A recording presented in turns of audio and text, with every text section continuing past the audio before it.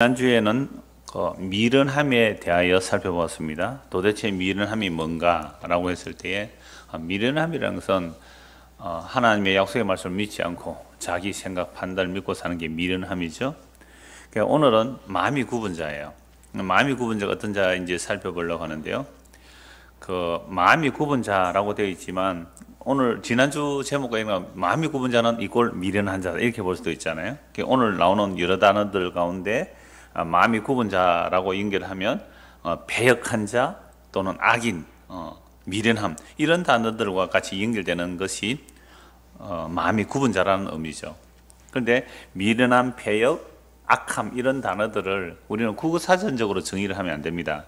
성경에서 무엇이 미련한 것이고 성경에서 무엇이 배역한 것이고 성경에서 무엇을 악하다고 하는가, 무엇이 마음이 굽었다 하는가, 성경의 용례를 쭉 이렇게 찾아봐야 이 단어 하나하나가 우리에게 이게 하나님의 계시로 전달되는 것이지, 단지 내가 평소에 우리가 한국에서 사용되는 그런 단어로만 해석을 하게 되면 그저 성경이 계시가 아니라 세상의 어떤 윤리 도덕적 교훈밖에 안 된다는 말씀이죠. 그래서 도대체 그러면 뭐가 미련함인가? 지난주에 에레미야서를 찾아보니까 사람이 악을 행하는 일에는 지각이 있는데 선을 행하는 일에는 무시한 거죠. 근데 세상은 그렇지 않잖아요. 아무리 악한 사람이라도 어느 구석에나 뭔가 선한 게 있어. 세상이 아무리 악해도 선한 사람이 많기 때문에 그래도 세상은 살만해. 이렇게 말하는 그 선이라는 개념은 상대적 선의 개념이거든요. 그런데 인간은 아예 하나님의 그 선, 어떤 절대적인 하나님의 선을 향하여 지식도 없고 찾아갈 마음도 없는 거예요. 이걸 미련하다, 이걸 무시하다 이렇게 말하는 거죠. 그게 마음이 굽어 있다는 것도 마찬가지인데요. 우리가 악을 행하는 일에는 아주 머리가 잘 돌아가요. 악을 행하는 데 정말 지혜로워요. 근데 선을 행하는 때는 아주 무시한 것이 이게 미련한 것이고 마음이 굽은 모습이란 말입니다. 그래서 오늘 마음이 굽은 자가 도대체 뭘까? 성경에서 마음이라는 단어가요 1000번이 넘게 나와요. 그냥 우리 국어 성경으로, 한글 성경으로 마음이라는 단어를 검색해 보면 1028의 마음이 나와요. 엄청나죠? 그리고 우리가 마음에 대한 설교를 잠언에서만 5번 하더라고요. 제가 쭉 찾아보니까 저도 다 기억을 못해요. 그래서 쭉 찾아보니까 잠언서 3장에서 마음에 새기라, 잠언서 4장에서는 네 마음을 지키라, 잠언서 14장에서는 내 마음을 누가 알까, 잠언 15장에서는 마음의 즐거움과 근심, 그리고 16장에서는 마음의 계획과 인도, 전부 마음과 연결된 제목으로만 5번을 설교했더라고요. 오늘도 마음에 대해서 몇 번 나오는데 앞으로 마음에 대해 더 많이 나와요. 성경에 마음이 1028에는 나오고 잠언서에서도 이렇게 마음이라는 말이 많이 나오죠. 이게 마음의 용례도 수십 가지예요. 마음이라는 것이 수십 가지의 용례로 사용되는 거 이미 앞에서 살펴보았습니다. 왜 마음이라는 단어가 이렇게 많이 나올까요? 마음이 왜 이렇게 많이 나올까요? 이 마음이 이렇게 많이 나온다는 것은 우리의 마음이 참 신비하고 놀라운 거죠. 마음이 그런데 어디에 있어요? 마음이 어디에 있습니까? 심장에 있어요? 그럼 우리는 막 내 마음이 아프다 이러잖아요. 가슴이 아프다. 그러니까 사람의 신체 중에 가장 중요한 장기를 마음이라고 표현을 해요. 그래서 이걸 학문적으로 표현하면 지정의의 좌소다. 지식과 감정과 의지의 좌소, 그게 마음이다.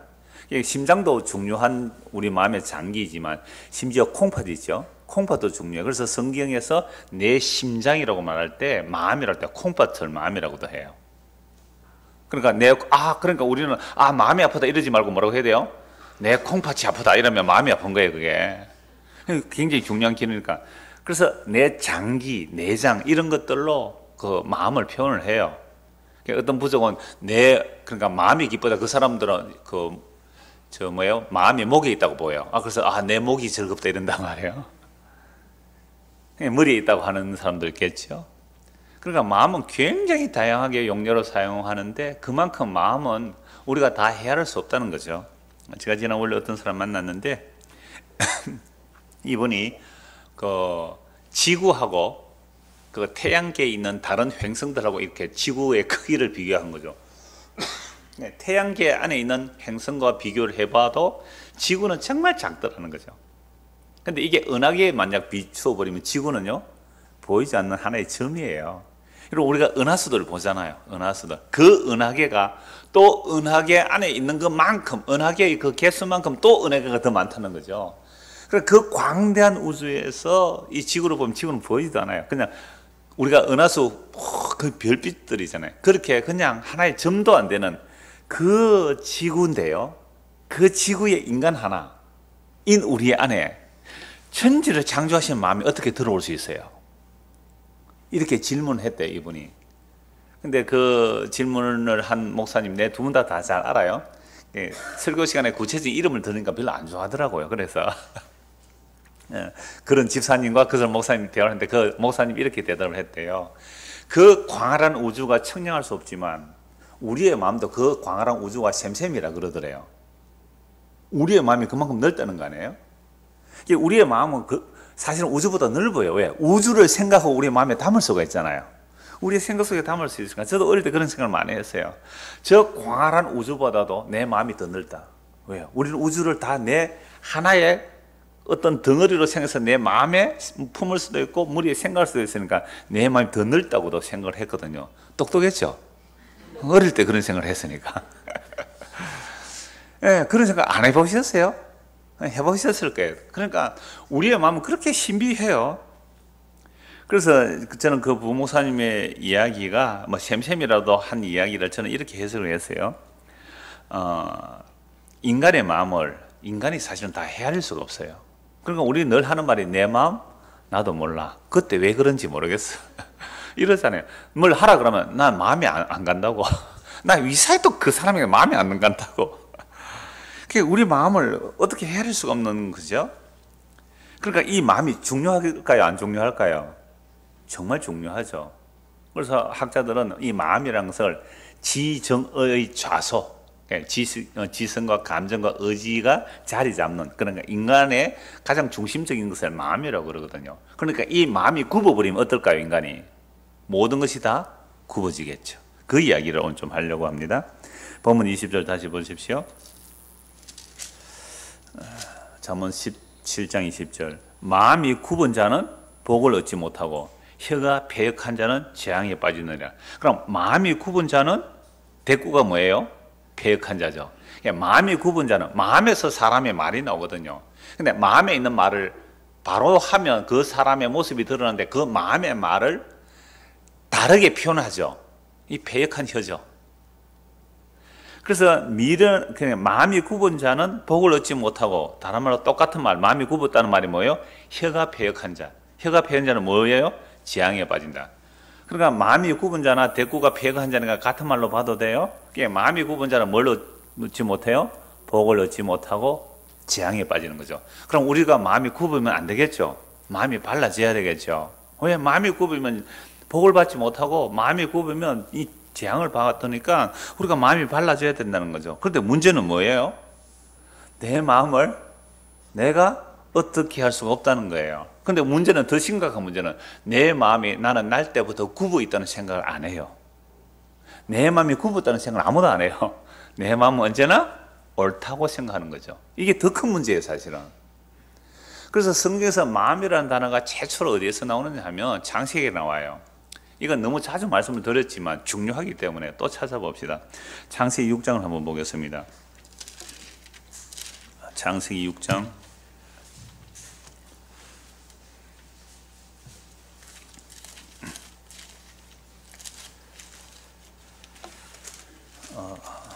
6장 5절부터 보겠습니다. 여호와께서 사람의 죄악이 세상에 가득함과 그의 마음으로 생각하는 모든 계획이 항상 악할 뿐임을 보시고 땅 위에 사람 지어 스스럼을 한탄하사 마음에 근심하시고 이르시되 내가 창조한 사람을 내가 지면에서 썰어버리되 사람으로부터 가축과 기는 것과 공중의 새까지 그리하리니 이는 내가 그것들을 지었음을 한탄함이니라 하시니라. 성경에서 최초로 마음이라는 단어가 창세기 6장 6절이거든요. 그러니까 땅 위에 6장 5절인데요. 여호와께서 사람의 죄악이 세상에 가득함과 그의 무엇으로요? 마음으로 생각하는 모든 계획이 항상 악할 뿐임을 보시고, 창세기 3장에서 아담이 타락해요. 타락한 이후에 바로 가인과 아벨의 살인 사건이 일어나잖아요. 그러니까 창세기 3장이 타락한 이후로 인간의 마음의 생각과 계획은 항상 어때요? 항상 악했다. 그 마음의 생각의 계획이 항상 악했다는 거예요. 그래서 하나님께서 땅 위에 사람 지었음을 한탄하셨다 이 말이죠. 여러분, 이 마음이 굽었다는 말이 전에 개역 성경에는 사특하다고 되어 있어요. 마음이 사특한 자는 복을 얻지 못한다. 마음이 굽은 자가 마음이 사특하다 그러는데, 이 사특이라는 말을 잘 안 쓰니까 마음이 굽었다고 번역을 했는데요. 이 사특하다는 말은 마음이 간사하고 마음이 기울어지고 마음이 어긋나고 마음이 악한 거예요. 그러니까 우리 마음이 기울어지고 어긋나고 악한 것이 사특한데, 이게 마음이 굽은 거죠.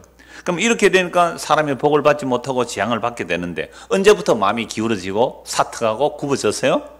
창세기 3장 이후로.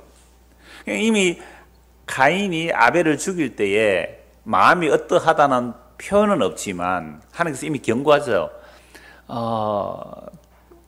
제가 네 문 앞에 딱 도사리고 있는데 너는 죄를 다스리라. 그런데 이 경고를 받았지만 가인이 죄를 스스로 다스릴 마음의 능력이 안 되는 거죠.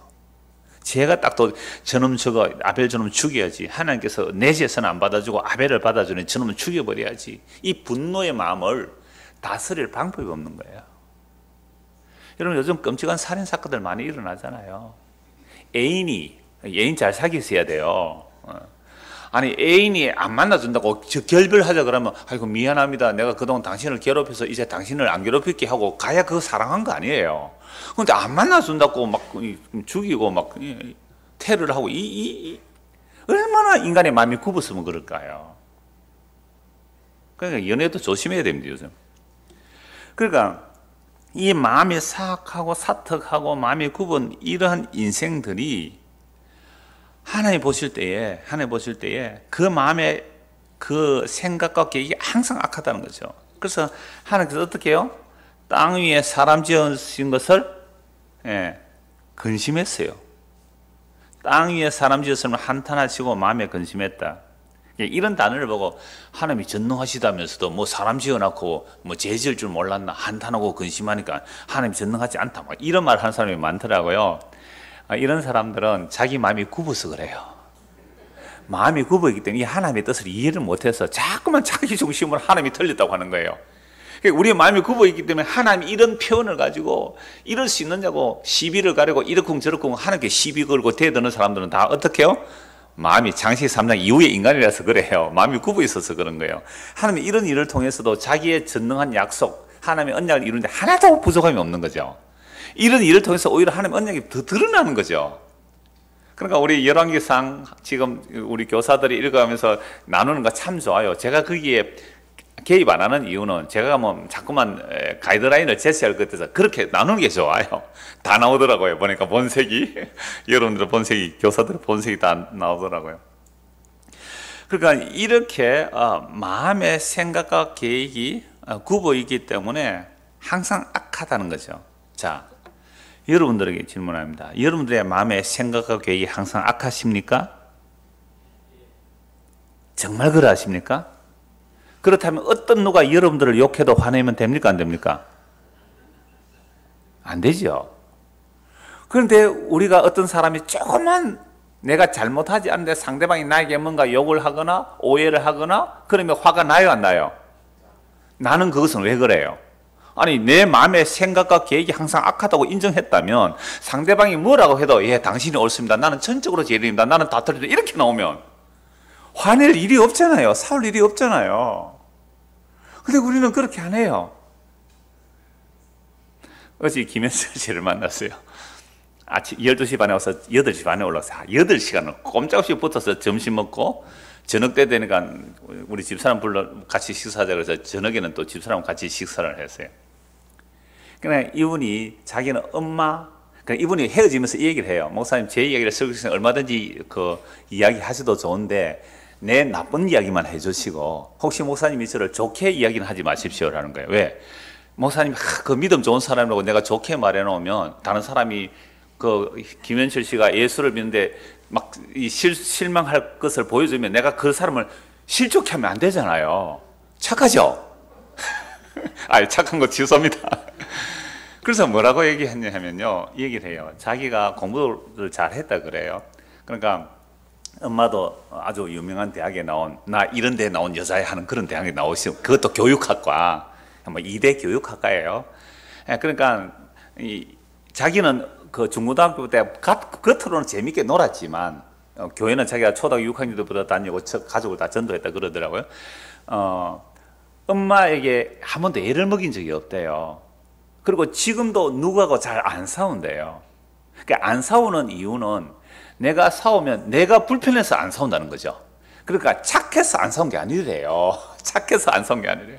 그러면서 이거 아마 지금 들었을 텐데 그 엄마에게 그 중고등학교 때 시험 칠 때 중간고사에 아는 문제를 일부러 몇 개를 틀린대요.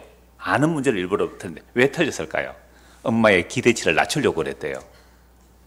엄마는 의사되라고 했으니까 기대치를 낮추고 일부러 틀렸대요. 그러니까 기말고사는 좀 더 이제 안 틀리고 이렇게 했는데,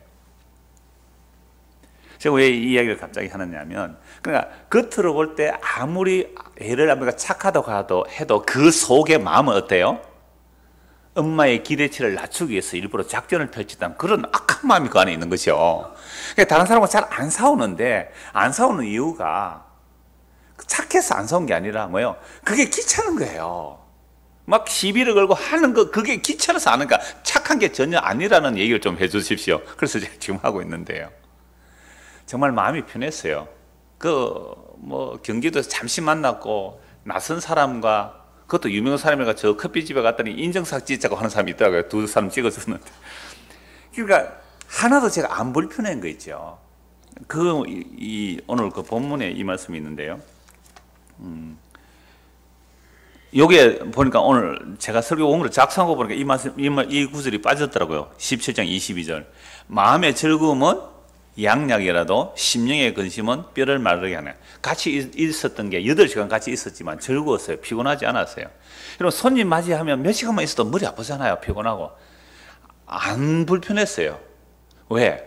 서로 그분만 하는 게 제 마음에 제도 고백을 했거든요.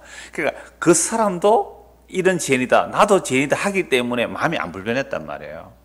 그러니까 이분이 MBC 밥 때문에 제 설교 우연히 듣게 되었어요. 여행하려고 하다가 어떻게 성경 좀 보자 하다가 인터넷 검색해서 11조를 쳤더니 제 3분짜리 동영상이 보고요.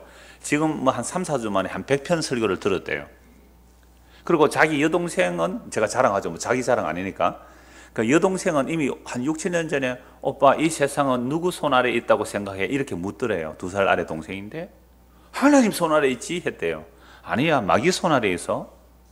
왜? 마태복음에서 나에게 절하면 세상 영혼을 너에게 준다는 말씀 마귀가 하잖아요. 예수님이 시험할 때. 그죠? 제 설교실 굉장히 많이 얘기한 거잖아요. 그러니까 당신보다 동생이 훨씬 성경 잘 봅니다. 네, 이랬죠. 그냥 또 재산할게요. 그래서 동생에게 제 설교 들으라니까 자기가 어떻게 연결 안 되는 그런 부분에 어떤 키를 받은 느낌이라고 얘기를 하더라고요. 그러니까 이분이 왜 찾아왔겠어요? MBC 밥에 간 지 시간이 좀 있어서 잠까지 왔는데 이분 안에는 그게 있었던 거예요. 그러니까 사실 설교 옳은 거 하다 뺐는데 갑자기 나와서 할 수 없이 이야기를 할게요. 자기는 하나님의 일하심과 또 내가 해야 되는 이 부분이 늘 있었는데 제 설교를 듣다 보니까 하나님의 열심이라는 얘기를 계속 하더라는 거죠. 그러면서 시간 개념, 그 묵시와 역사의 그 개념, 그 두 가지를 쭉 나눴어요. 그러면서 제가 성경 구절을 하나 말씀드리면 자기 그 검색해서 찾아보고 보세요. 이 말씀이 이렇잖아요. 그게 전부 은혜거든요. 심지어 이사야 25장 1절 말씀은 제가 월요일 오전에 그 노예 교육부 모임이 있었는데 그 교육부 부장 목사님이 그 말씀 한 절 읽고 그냥 기도하고 회의를 시작했거든요. 세상 이사야 51장 말씀에 우리가 몇 배나 반 내용인데 얼마나 놀라운 말씀이냐, 이런 말씀이 있어요. 주께서 미리 예정하신 그 일들을 하나님의 성실하심과 정의로움으로 이루어내셨습니다라는 말씀이 나오는 거예요. 와, 나는 그 말씀, 제가 이사야 강의를 했잖아요. 이사야서 강의를 18년 전에 했어요. 그랬는데 그 말씀이 새로 보이는 거죠. 그러니까 이런 거예요. 성경은 전부 이런 거예요. 그러니까 우리가 마땅히 해야 할 일을 하는 것처럼 조건적으로 보이지만 앞뒤만 조금만 따져보면요, 전부 뭐가 나와요? 하나님의 은혜가 나오는 거죠. 그래서 마음이 굽었다는 말, 마음이 뭐냐? 다시 이제 창세기 보십시오. 6장 5절에 여호와께서 사람의 지향이 세상에 가득한 거야. 그의 마음으로 생각하는 모든 계획이 어떻다고요? 항상하게요. 여러분 이 말씀 정말로 인정하십니까? 아까 하니까 아멘 몇 사람 했습니다. 이 말씀 진짜로 인정합니까? 이제 대답하기가 좀 곤란하죠. 또 공격이 들어올까 싶어서. 진짜 내 마음에 생각하고 계획을 한번 전적으로 악하다고 인정하신다면, 이 말씀을 믿는다면 그 사람 하나님의 말씀 믿는 사람이에요. 그런데요, 대부분의 사람은 이렇게 생각 안 해요. 제가 수많은 사람을 만나봤는데, 내가 김현철 씨한테 얘기한 것도 이분이 이걸 수납하니까 제가 편한 거예요. 나도 그래요. 나도 그래요. 나도 당신 얘기함으로 봐라, 그런 사람도 내 설교 듣잖아 하는 이 자랑하고 싶은 마음이 있어요 라고 얘기를 했어요. 그러니까 우리 마음의 생각이 항상 악하다는 얘기를 서로 내놓으니까 이건 10년지기처럼 편한 거예요. 그런데 우리 마음의 생각이 항상 악하다라는 것을 인정하지 아니하면 얼마나 신경 써야 돼요. 혹시 내가 이 말하면 저 사람이 오해할까? 내가 이 말하면 저 사람이 다르게 생각하지 않을까? 그 머리 아픈 거거든요, 그거. 그러니까 정말로 우리 안에 마음의 생각 계획이 항상 악하다면, 내가 인정하고 상대방이 인정한다면 허물이 나와도 제가 나와도 괜찮은 거예요. 그러니까 내가 이런 죄인입니다라고 하니까 자기도 이런 죄인을 하려고 할 때 내가 덮어버렸어요. 그만하세요. 됐어요. 그거 하면 뭐예요, 그거? 그래서 편한 거죠. 그래서 정말로 오늘 여러분 딴 거 하나도 몰라도 돼요. 우리의 마음에 생각하고 계획하는 것이 항상 악하다는 걸 인정하면 그 예수 믿는 사람이에요. 근데 아니야, 나는 가끔이라도 선한 게 나와. 가끔이라도 나와. 그 가끔이라도 나온다는 것이 자기의 혈육에서 가끔이라도 선한 것이 나온다면 아직도 이 사람이 예수 믿는 사람이 아니에요. 그럼 목사님 예수 믿고 나서 착각을 해야 됩니까? 안 해야 됩니까? 그 얘기가 아니잖아요. 우리가 예수를 믿고 거듭나면 그리스도의 영이 우리 안에서 행하시는 일은 반드시 있습니다. 그리스도의 영이 우리 안에서 일을 하게 되면요, 내가 어떤 수고를 하고 순교를 했을지라도 이것은 내가 한 것이 아니요 하나님의 은혜가 헛되지 않았다는 반드시 자기 부인의 고백이 나오게 되어 있습니다.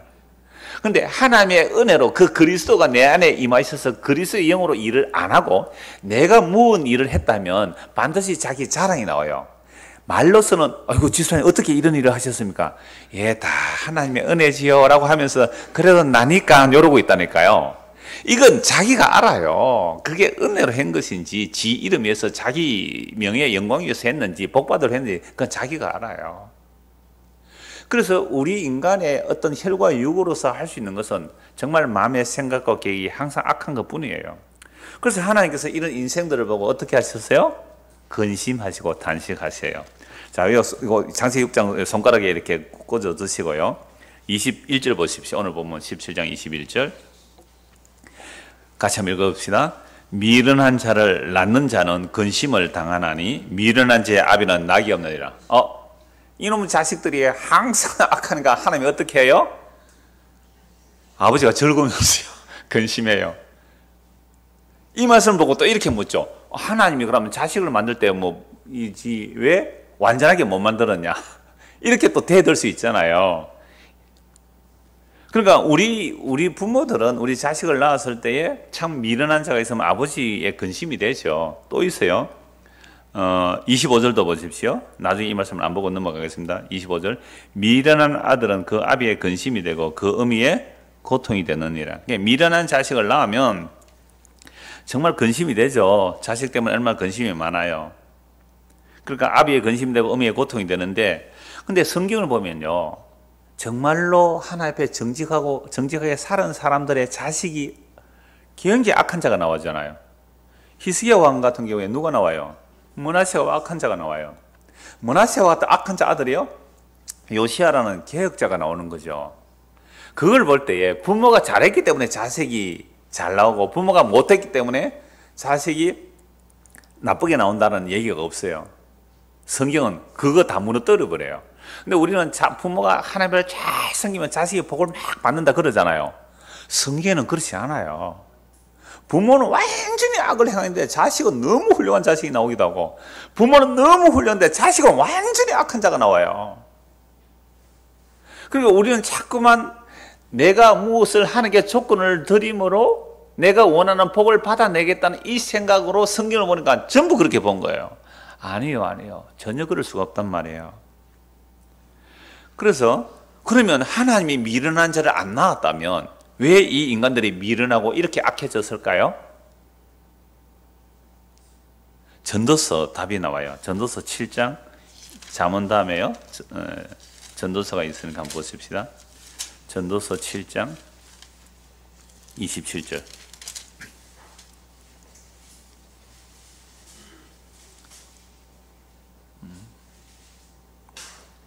29절입니다. 예, 전도 7장 29절. 내가 깨달은 것은 오직 이것이라. 곧 하나님은 사람을 정직하게 지으셨으나 사람이 많은 꾀들을 내었다. 하나님 원래 사람을 만들 어떻게 지으셨다고요? 정직하게 만드셨어요. 그런데 사람이 뭐요? 깨를 많이 내었죠. 이 사람이 깨를 많이 냈단 말이에요. 그래서 우리 주일날 오후에 그 2,3남 전도의 얘기 족구하고 저녁 식사하면서 어떤 분이 질문했어요. 목사님 열왕기상을 쭉 보는데요. 솔로몬이 하나님의 지혜를 구했잖아요. 예. 그래서 지혜를 주셨죠? 예. 그런데 솔로몬이 그 하나님 받은 지혜를 가지고 지혜롭게 산 게 하나도 없어요. 맞지요? 뭐 성전 지은 것은 잘 지었어요. 그런데 그 외에 왕궁 짓고 그 아내를 천명 데리고 수많은 자기 왕비들을 위해서 우상 신전 다 지어주고, 아니 솔로몬이 그렇게 어마어마한 지혜를 가지고 그 지혜로 하나님을 영화롭게 하고 뭐 잘 이렇게 살았던 게 있어요, 없어요? 하나도 없어요. 그러면 하나님께 그 솔로몬 왜 지혜 주셨어요? 목사가 말로 먹고 사는 사람 아닙니까? 대답을 또 했지요. 아까 그건 갑자기 그 질문에 답이 나오더라고요. 그렇죠. 솔로몬이 그 지혜 가지고 자기 영화롭게 했지요. 그런데 그러다가 완전히 갈 때까지 다 갔습니다.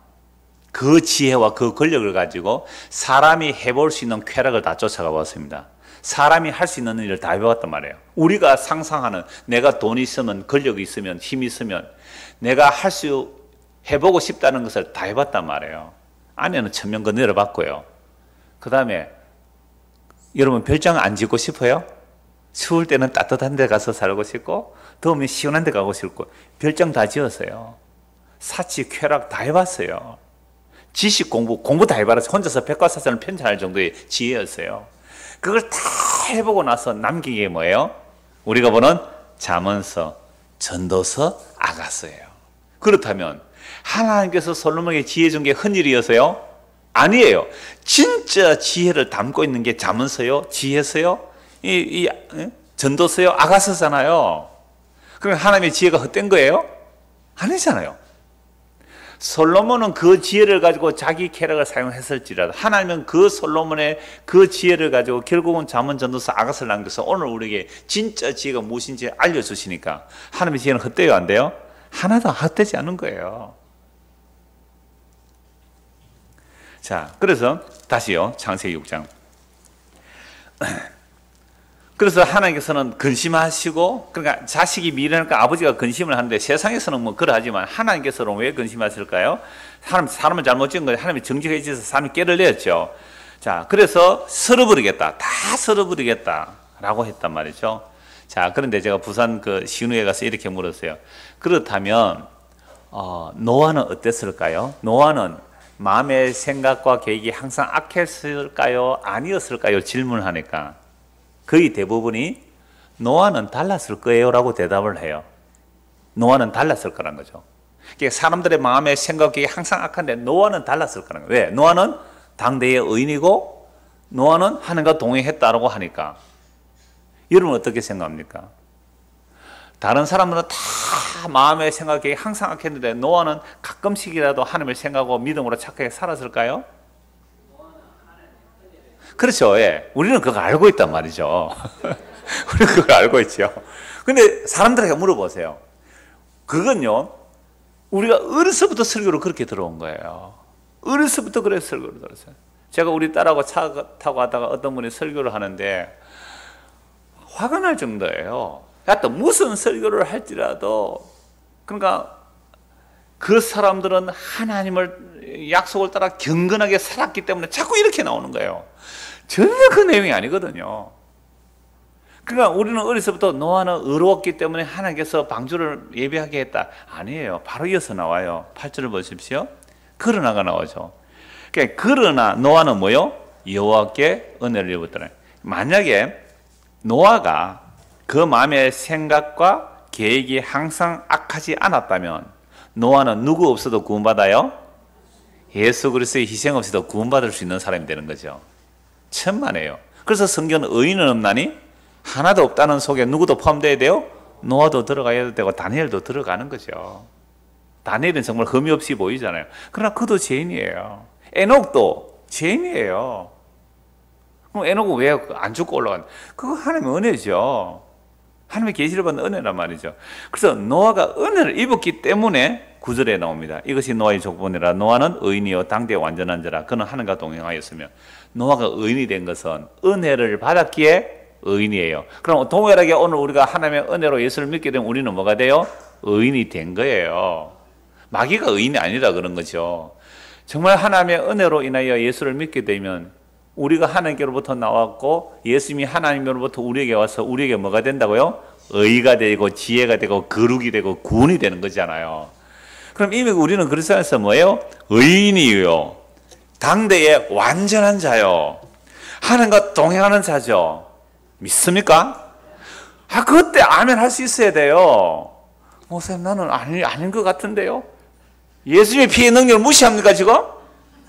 그래도 나는 완전하지는 못한데요. 아니 주님의 피가 당신을 완전하다고 하니까요. 그래도 안 믿어지는데요. 예수 안 믿는 거죠. 이게 마귀가 이 세상 신이 우리로 하여금 우리 안에 인과율과 선악체계 속에서 나는 아니야 나는 이러고 있는 거죠. 마귀 밥입니다 그게. 그럴 때 큰 소리 치세요. 사탄아 물러가라고. 주께서 나를 그 피로 단번에 의롭다 하신 그분이 계시는데 네가 감히 나를 송사해? 하나님께서 우리를 의롭다 하시는데 누가 송사하래요? 환난이나 핍박이나 위험이나 즉시나 칼이나 죽음이나 현재나 장래일이라도 우리 주 예수 그리스도는 하나님의 사랑을 끊을 수 없다는 이 이야기가 노아를 보고 뭐라고요? 당대의 완전한 자다, 의인이다, 하나님과 동행했다. 이렇기 때문에, 그래서 은혜를 입었기 때문에 뭘 예비해요? 방주를 예비합니다. 자, 방주를 타고 방주에서 나왔어요. 노아가 뭐 했습니까? 술 먹고 벌거벗었다니까요. 완전하지 못해요. 자, 그래서 창세기 두 번째 마음이 나오는 구절이 8절입니다. 8장, 창세기 8장 20절 보십시오. 노아가 여호와께 제단을 쌓고 모든 정결한 짐승과 모든 정결한 새 중에서 제물을 취하여 번제로 제단에 드렸더니 여호와께서 그 향기를 받으시고 그 중심에 이르시되 내가 다시는 사람으로 말미암아 땅을 저주하지 아니하리니 이는 사람의 마음에 계획하는 바가 어려서부터 악함이라. 홍수 이후에요. 홍수 이후에 사람의 마음도 어때요? 예, 어려서부터 아예 계획하는 게 악하대요. 그럼 같이 연결하면 홍수 이전이나 이후나 인간의 마음은 어때요? 그 마음의 생각과 계획하는 바가 어려서부터 항상 악해요. 그래서 하나님께서 이제는 너희가 그렇게 악하기 때문에 모든 생물을 다시 멸하지 아니하리라. 전에 행한 것 같이, 즉 노아 홍수로 모든 생물을 다시 멸하지 아니하리라. 왜요? 늘 물에 잠그놔야 돼요. 이거는 아예 물속에 그냥 늘 잠그놔야 되잖아요. 왜 마음의 생각, 계획이 항상 악하니까 그거 보고 하나님께서 노아 홍수로 심판을 하려면 항상 노아 홍수 물로 심판에 잠그려야 돼요. 내가 물로는 이제 심판 안 하겠다는 거죠.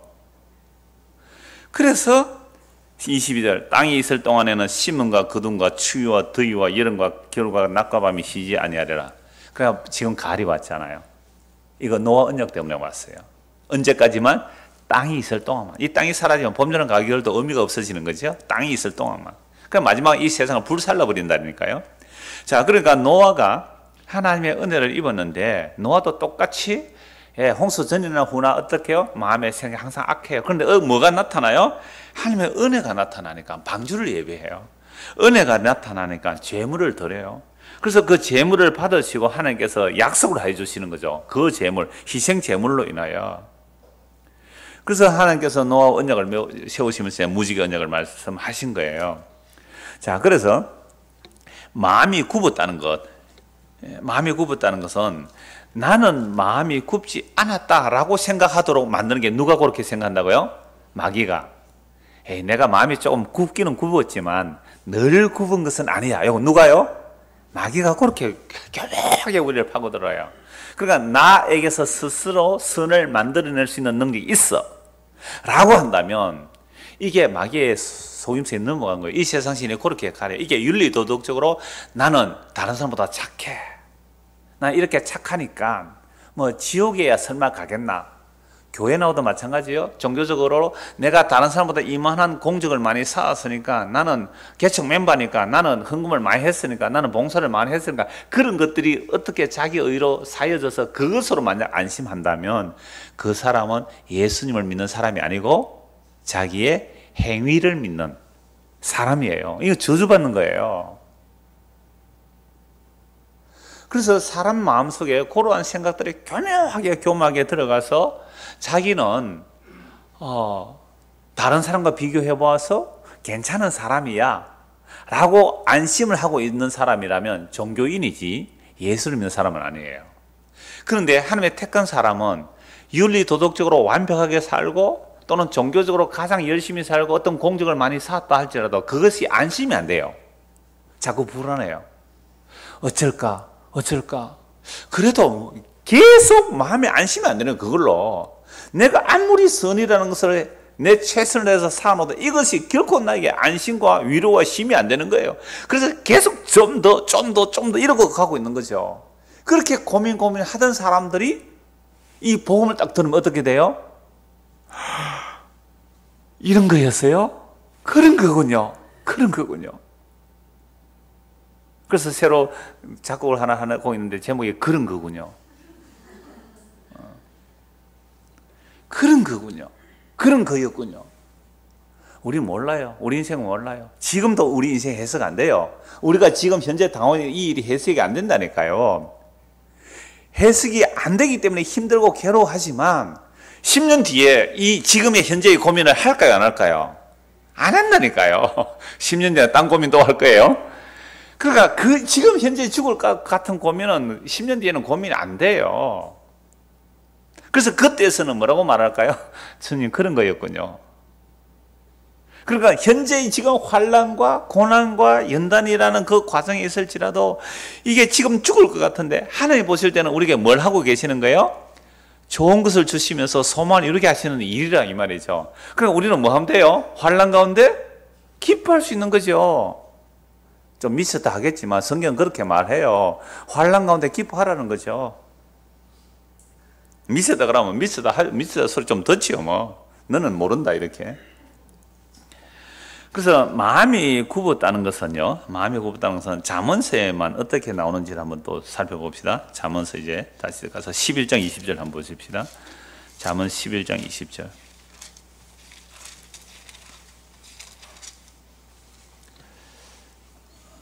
같이 한번 읽읍시다. 11장 20절. 마음이 굽은 자는 여호와께의 미움을 받아도 행위가 온전한 자는 그의 기뻐하심을 받느니라. 마음이 굽은 자는 여호와께 뭘 받아요? 미움을 받아도 행위가 온전한 자는 그의 기뻐하심을 받아요. 그럼 행위가 온전한 자는 어떤 자예요? 마음이 굽은 자가 아니지요. 그런데 여러분 마음이 굽었어요? 안 굽었어요? 그러니까 굽었으니까 마음이 굽지 않은 자는 하나님께 기쁨을 받는데 우리는 하나님의 기쁨의 대상이에요? 미움의 대상이에요? 조금 전에 복음을 전했는데 또 이렇게 미움의 대상이라고 하고 있어요.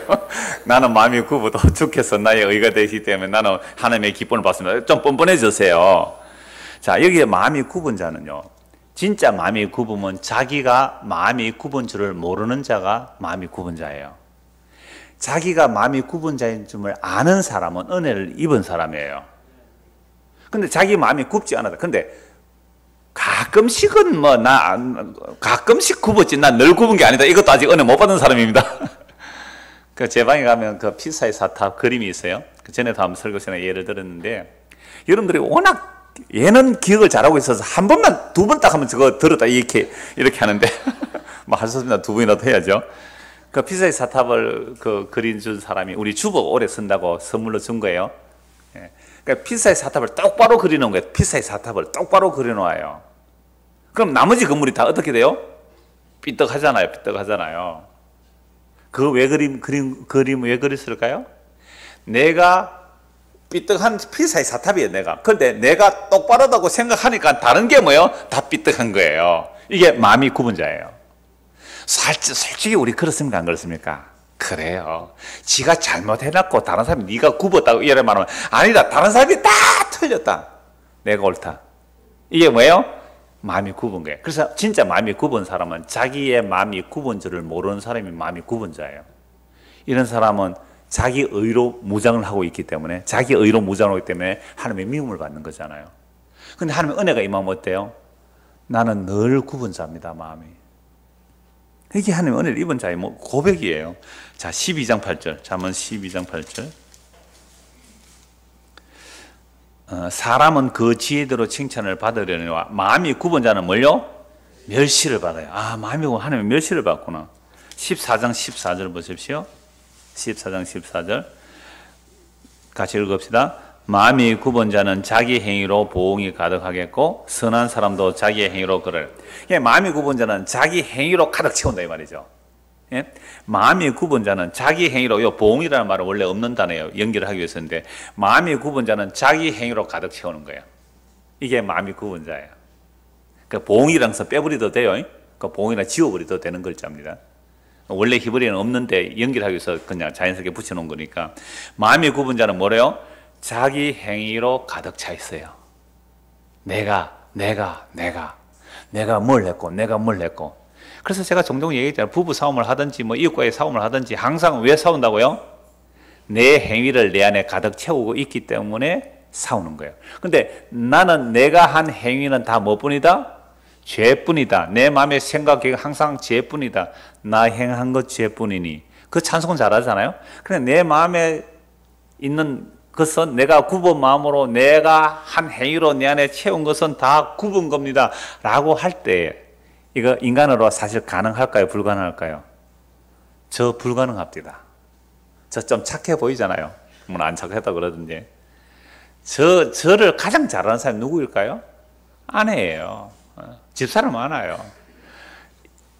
이렇게 상대적으로 봐서 당신이 좀 착하다는 건 내가 인정한다. 그러나 절대적으로 착한 거 아니다. 알고 있어요. 내가 만약 절대적으로 착하면 나 예수 필요 없어도 구원받을 사람이잖아요. 그러니까 우리 안에 자기 행위로 가득 차 있는 사람, 여기에 뭐예요? 마음이 굽은 사람이에요. 또요? 14장 4절 세고반이. 그러니까 마음이 굽은 자는 여호와의 미움을 받고, 마음이 굽은 자는 하나님의 멸시를 받고, 마음이 굽은 자는 자기 행위로 가득 채운 사람이잖아요. 그러니까 우리 마음이 그러면 굽지 않아야 되죠. 굽지 않아야 되죠. 근데 어떻게 우리 마음이 굽지 않을 수 있느냐 말이에요. 우리 인간의 실상이 도대체 어떻습니까? 이사야 59장을 한번 보십시다. 이제 성경 쭉 읽기만 해도 마음이 굽은 게 뭔가 연결이 좀 되실 거예요. 이사야 59장을 한번 보십시다.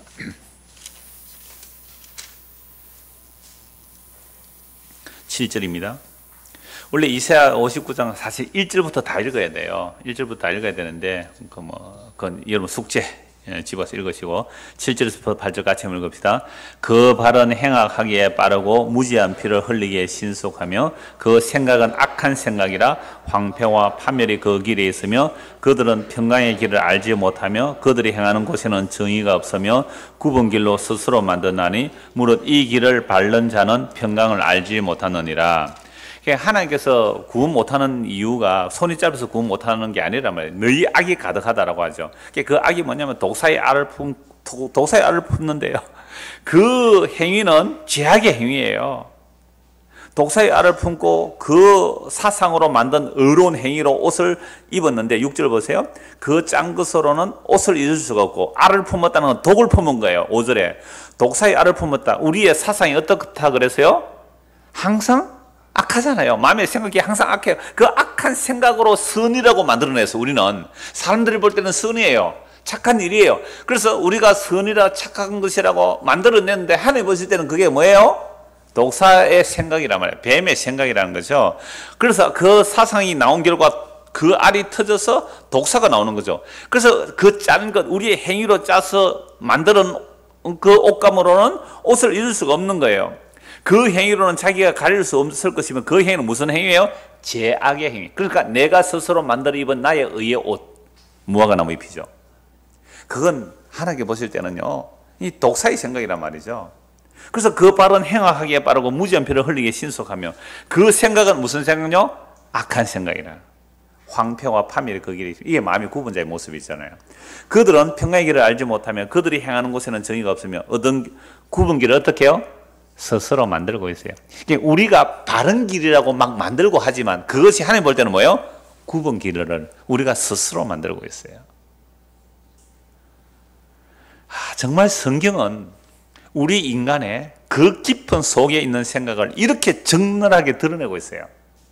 이걸 보면서 지금 노아 이야기, 이사야 성경 이 이야기, 잠언서 몇 구절만 읽어도 우리 인간의 실상 그대로 다 드러나요. 그러므로 여러분 사람이 돼서 실망할 일이 있어요, 없어요? 전혀 없어요. 여러분 남편, 아내, 자녀 실망하지 마세요. 실망했다는 것은 아직도 인간을 모르는 거예요. 여러분 실망 많이 하셨죠? 실망했다는 건 인간을 모르는 거란 말이에요. 나도 내 마음의 깊이를 몰라요. 그 사람도 그 마음의 깊이를 모르게 돼 있단 말이에요. 고쳐먹겠다고 마음 다짐하고 굳게 결심하고 손가락 잘라보세요. 되는지. 화투치 나서 손가락 자르면 붕대 감아가 다시 또 화투치로 또 갑니다. 이게 인간의 마음 자기를 몰라요. 그래서 성경만이 정확하게 우리 인간의 죄악을 이렇게 적나라하게 드러내고 있을 때에 하나님 은혜가 임한 자는 주여 이 사람이 나 맞습니다 라는 사람에게 구원이 임해요. 놀라운 거예요. 이건 인상이 싫어요. 우리가 어떻게 내가 항상 악해 안 그래? 아니요. 아직도 구원이 뭔지를 몰라요. 아직도 인간의 죄가 뭔지를 모르는 사람이에요. 자, 그러니까 우리가 타락한 이런 인생이 정말 우리 마음에 굽어서 바른 길로 못 가요. 바른 길로 가야 그게 구원이고 생명이고 하나님의 칭찬을 듣는데 그게 안 된단 말이에요. 그런데 놀랍게도 그런 길이 있다고 얘기를 해요. 성경은요. 시편 84편을 한번 보십시다. 시편 84편.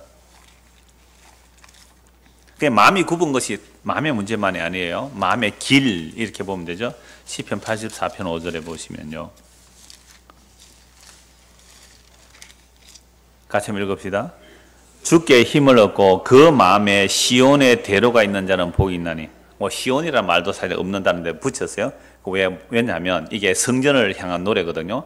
아, 주의 장막이 어찌 그리 아름답습니까? 내 영혼이 여호와의 궁정을 사모하기에 쇠약합니다. 그러니까 상사병이 걸린 거예요. 성전에 나가고 싶어서 상사병이 걸렸다 이 말이죠.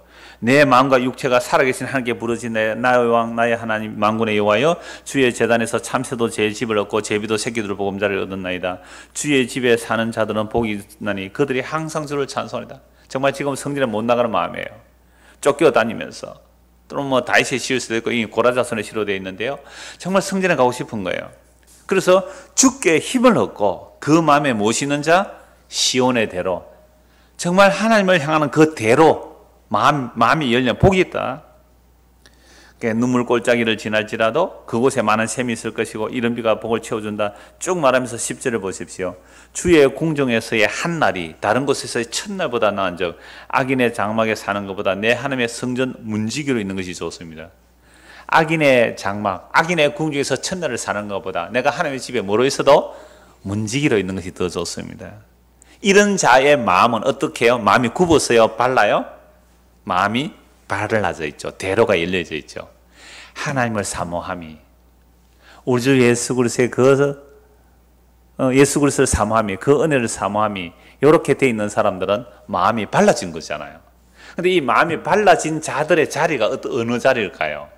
망한 자리, 쫓겨난 자리, 죽음의 자리에서 대로가 비로소 열려요. 이게 이스라엘 역사를 통해서 보여주는 거죠. 내가 스스로 찾아가서 내가 내 길을 바르게 해서 찾아가겠다고 한 자들이 바리새인들이에요.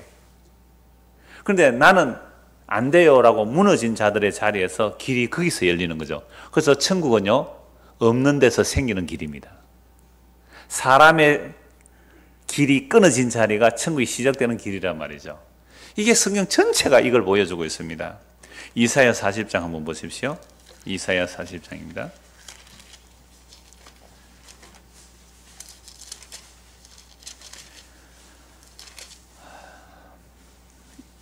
1절부터 보죠.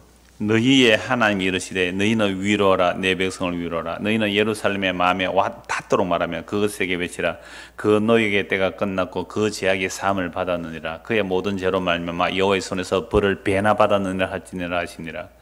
여러분 이스라엘 백성들이 애굽에서 나올 때도 노역에서 풀려 나오죠. 노역에서.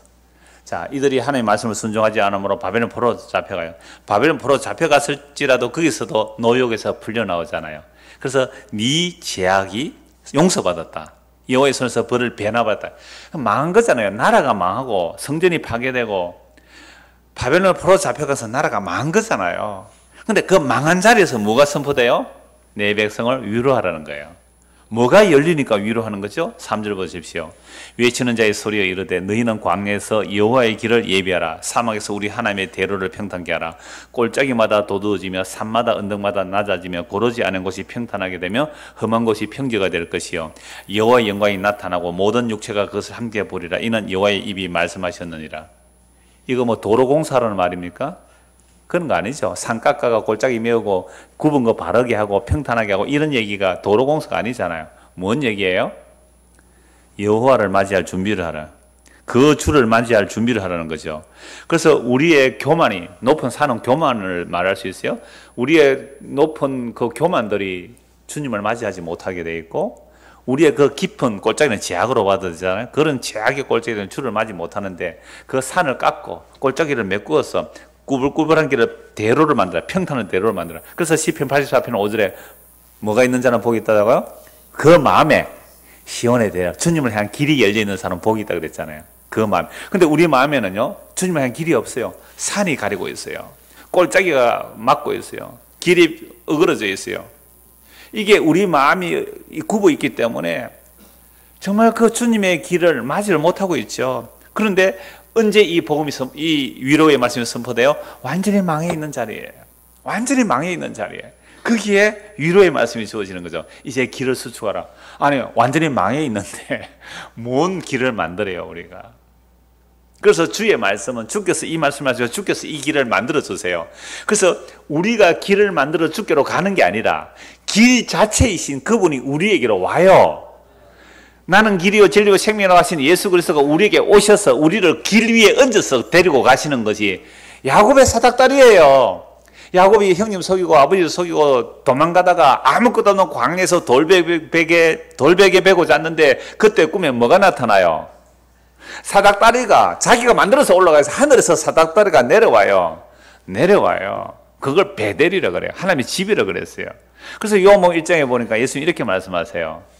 나다나엘 보고 네가 무화 나무 아래 있을 때 내가 너를 보았다는 것을 기억하냐? 그 무화 나무 아래서 나다나엘 뭘 생각했을까요? 하나님 나라를 생각했어요. 남은 자예요. 내가 하나님 나라를 생각했는데 당신은 메시아 맞군요. 그래, 네가 무화 나무 아래 있었다고 했을 때 네가 내 말을 믿느냐? 예, 믿나이다. 그러나 앞으로 더 큰 일을 볼 텐데 인자 위로 천사가 오르락 내리락 하는 것을 보게 될 거야. 인자가 뭐예요? 그 야곱의 사닥다리다 이 말이죠. 사닥다리 그 길이 우리를 잡아 낚고채서 간다는 이 말씀이에요. 그래서 그 날에 여호와 영광이 나타나고 5절에 모든 육체가 그것을 함께 보리니 뭐가 닦여져야 이 영광을 봐요? 길이. 우리의 굽은 마음이 발라져야 되는 거죠. 그런데 우리가 할 수는 없다는 거 확인했습니다. 그럼 어떻게 이 길이 우리에게 열려서 그 여호와 영광이 나타나는 것을 보는 거예요? 골짜기가 낮춰지고 산이 깎여지고 골짜기가 메꿔지고 구불한 길이 평탄해져서 그래야 여호와 영광이 우리에게 보여지는데 이 길을 지금 누가 우리 안에서 작업을 해야 돼요? 성령께서 임하셔서 말씀의 검으로 우리 마음의 길이에요. 마음의 길. 마음이 굽었으니까 마음에 교만한 것들이, 마음에 제약된 것들이, 마음의 것들이 성령과 말씀이 우리 안에서 지금 작업을 하고 있어요. 그래야 누가 보여요? 그리스도가 보여요. 근데 여기서는 보세요. 여호와 영광을 모든 육체가 보리라 그랬잖아요. 이제 드디어 때가 되어서 이 길을 닦으러 온 사람이 있어요. 누가복음 3장 보겠습니다. 누가복음 3장입니다.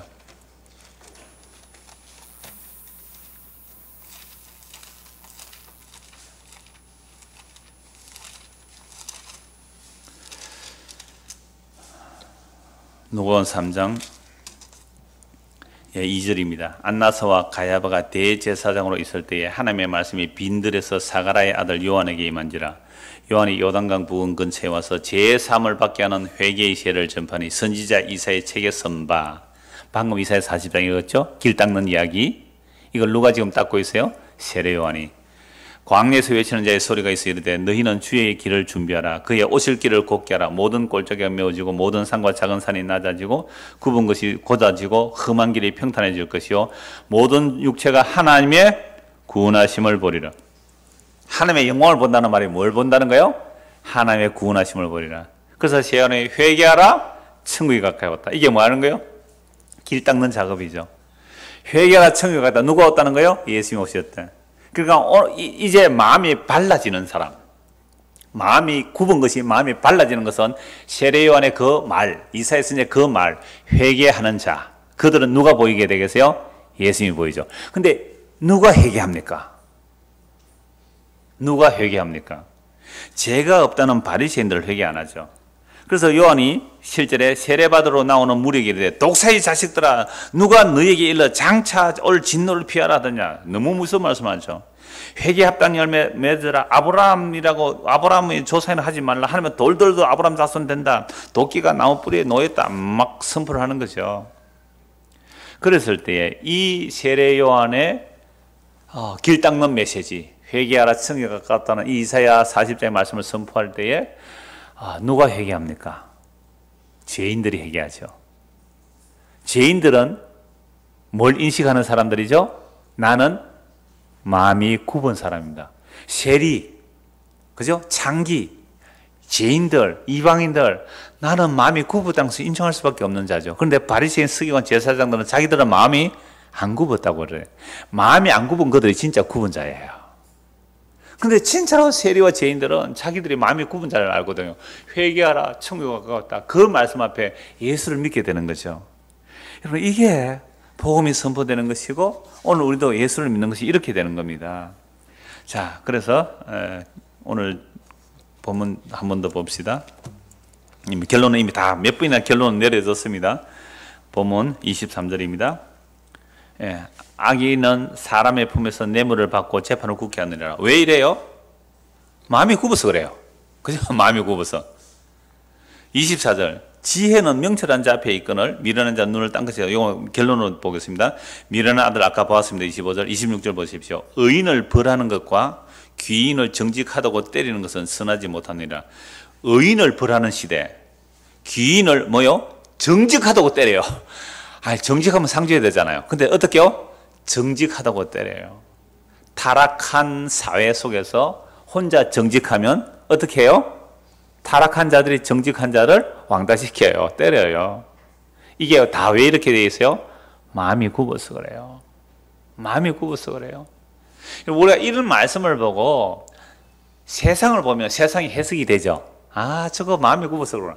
근데 세상 해석은 잘하는데 정작 누구 마음은 못 봐요? 자기 마음을 못 봐요. 자기 마음을 못 보니까 맨날 비판만 해. 세상이 저렇고 교회가 저렇고 목사가 그렇고. 그렇게 말하는 지는 뭐예요? 마음이 굽지 않고 옳다는 거잖아요. 이게 진짜 굽은 거예요? 이게 마음이 진짜 굽은 거예요. 그래서 의인을 벌한 것과 기인을 정직하다고 때리는 건 천하지 못하느라 말을 아끼는 자는 지식이 있고 성품이 냉철한 자는 명철하니라. 미련한 자라도 잠잠하면 지혜로운 자로 여겨지고 그의 입술을 닫으면 슬기로운 자로 여겨지느라. 말이 그 사람이에요. 그 사람에게서 나오는 말이 그 사람인데 말을 안 하고 가만히 있으면 어떡해요? 지혜로운 자로 여기지만 말이 나오면 알아요. 그 사람이 어떤 사람인지. 가만히 있으면 저 사람 참 점잖은 사람인가 보다. 저 사람 참 진중한 사람이 못하는데 말 탁 나오면 어때요? 뽀록 다 납니다. 다들턱 나요. 그러니까 뭐 말 안 하고 가만히 있다고 점잖은 사람도 아니더라고요. 자, 그래서 오늘 결론입니다. 24절. 지혜는 명철한 자 앞에 있거늘 미련한 자는 눈을 땅 끝에 두느니라. 이걸 세 번역으로 보면 이렇습니다. 슬기로운 사람의 눈은 지혜를 가까이에서 찾지만 미련한 사람은 눈을 땅 끝에 둔다고 합니다. 그러니까 지혜가 어디에 있어요? 멀리 있어요? 가까이 있어요? 가까이 있다 이 말이죠. 여러분 쑥을 캐거나 또는 산딸기를 따는 사람들 제가 보면요. 야, 저기 쑥이 좀 많은 것 같다고 그 우르르 가서 몇 개 떴다가 저기 많다 우르르 가서 몇 개 떴다가 또는 산딸기 옛날에 우리 장주 뒷산에 산딸기 따러 간 적 있죠. 기억나시는 분 계세요? 오래된 사람만 압니다. 저 한 사람만 알고 있네요. 그 산딸기 진짜 그 밭을 하다가 묵은 밭인데 지금도 있을지는 모르겠어요. 어마어마한 산딸기인데 그게 벌겋게 산딸기 있는데 와 저기 많다고 쫓아다니는 사람 나중에 통에 보면 반통도 안 차. 근데 같은 시간인데 쫓아다니지 않고 자기 앞에 거 그냥 찬찬히 따는 사람 나중에 한가득 된다니까요. 안 쫓아다니는데 지혜 찾는 것도 마찬가지예요. 여기 뭐 있을까 저기 뭐 있을까 막 들쑤시고 쫓아다니는 거 발견되는 게 아니에요. 잠잠히 성경 보시면서 기도하시면 돼요. 주께서 지혜와 계시의 영을 열어주셔서 이 말씀이 어떤지 알게 해주십시오 라고 하면 주께서 알려주세요. 그러면 말씀이 어디에 있어요? 가까이 있다니까. 수요일까지 안 와도 돼. 집에서 봐도 된단 말이에요. 얼마나 가까이 있어요. 자, 결론으로 로마서 10장을 보겠습니다. 마음이 굽은 자가 어떻게 마음이 발라져서 예수를 믿게 되는가? 로마서 10장입니다. 그러니까 지혜가 멀리 있는 게 아니에요. 땅 끝까지 쫓아다닐 필요가 없는 거예요. 로마서 10장